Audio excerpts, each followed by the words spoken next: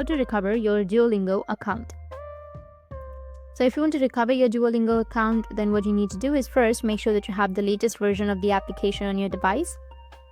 Then tap on the Duolingo application and it will land you on the home page like this. Now there are two options, get started and I already have an account. Since we already have an account, we're going to tap on the second option. Just tap on your username over here on the top and enter your password. But since you don't remember your password, if you want to recover your account, then you can tap on forgot password. And you need to enter the email where you will receive the link to reset your password. Tap on next. Now tap on OK. And now you need to go back and then open up your Gmail. Go with the account. And here, as you can see, you will have the password reset mail. You need to tap on reset password. And here you can reset your password. You can create a new password and then again confirm with new password.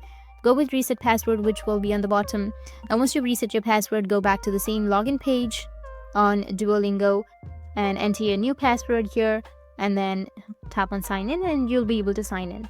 That's how you can recover your Duolingo account, and if you have any questions, feel free to comment below. Thanks for watching.